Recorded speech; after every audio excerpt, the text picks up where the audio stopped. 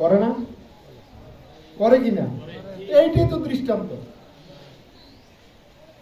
এই বাচ্চাদের নষ্টের মূল তাদের মা, তাদের বাবা। কথা স্পষ্ট। কারণ আমি যদি আমার বাচ্চাটার খবর না নেই, স্কুলে 10টা থেকে 4টা, এই 6 ঘন্টায় আমি বা আমার স্যারেরা কি খবর নিব বলেন?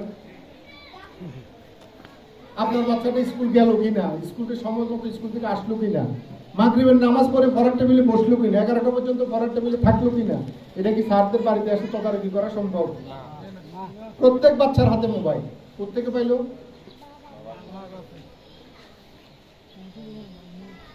কেন দিলেন আপনি মোবাইলটা?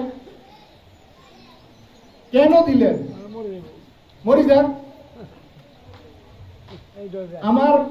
আমার এক ছেলে এক মেয়ে।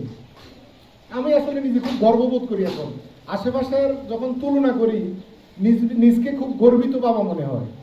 আমার মেয়েটা ডাক্তার হয়েছে, আলহামদুলিল্লাহ ডাক্তারি কমপ্লিট করে ফেলছে, বিয়েও দিছি। আমার মেয়েটারে আমি মোবাইল দিছি ডাক্তারি ভর্তি হওয়ার পর। আর আমার ছেলেটা অনার্সে ভর্তি হয়েছে অ্যাকাউন্টিং, এখনো মোবাইল নেই। যদিও যন্ত্রণা কিন্তু আমারও সহ্য করতে হয়। এখন সিদ্ধান্ত নিয়েছে অনার্সে যেহেতু ভর্তি হয়েছে তার আসলে একটা মোবাইলের দরকার। আজকে তার মারে বলতে ঠিক আছে মোবাইল একটা আমি কিনে দিই। এখন এই 6, 7, 8, 9 পরে বাচ্চাটার হাতে যে আপনি মোবাইল দিয়ে দিলেন, এই পোলা এমবি টাকা পায় কই? আপনার ছেলে মোবাইলে কি করে আপনি খবর নিয়েছেন একবার? নেন নাই। তো কি লাভ হবে ওয়াজ নসিহত করি? এই আজকের এই প্রোগ্রামের ব্যাপারে নাজমুল, আরিফ, তাহের, সাইফুল, রব, খায়ের সবার সাথে আমার কথা হয়েছে। এখন সচেতনতার দরকার মা বাবা।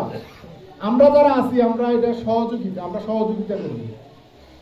এই ছোট ছোট বাচ্চা, আমি কয়দিন আগে আমার স্কুলে কোয়ার্টারে পিটাইছিলাম, একদম জনমের পিটাইছিলাম। ফিডে কাউ নিয়ে না আছে, নাম কইলাম না, আসেনি রে? আমার স্কুলে পোলামেন্টে বলে আসেনি। আমি এমনও পিটাই, যদিও সরকারি বিধি নিষেধ আছে। আপনার বাচ্চাটা তো আপনি শাসন করবেন। পারিবারিক শিক্ষা নাই। মোজাম্মেল এখানে আছে, আমরা এখনো আমাদের স্যারদেরকে দেখলে ফাঁসুই সালাম করি। আমার জানা মতো আমরা 3 জন স্যার এখনো জীবিত আছে। তুলে হাসেম বিয়েছি, শ্রীপুরের কাজী স্যার, নুরুল ইসলাম মজুমদার প্রায় দেওয়া হয়, এখনো ফাঁসুই সালাম করি। কিন্তু এই পারিবারিক শিক্ষা তো নাই, আমরা দেই না বাচ্চাদেরকে। এটা মা বাবার দায়িত্ব।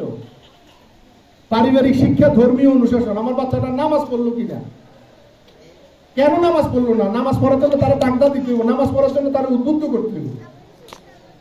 স্কুলে সমমত গেল কিনা, পড়ার টেবিলে থাকলো কিনা। এক এক বাচ্চা চুলের নমুনা দেখেন। কেন আপনি মা বাবা পারেন না শাসন করতে, কন্ট্রোল করতে পারেন না, শিক্ষকরা কি করবে? তারপর আমরা চেষ্টা করি, আমরা হতাশ না, নিরাশ না। এখন এই সচেতনতা দরকার আমার মাদেরকে। আমি প্রায় সময় গার্ডিয়ান মিটিং ডাকি, 100 জন যদি দাওয়াত দেয় ধরো 30 জন উপস্থিত হয় না।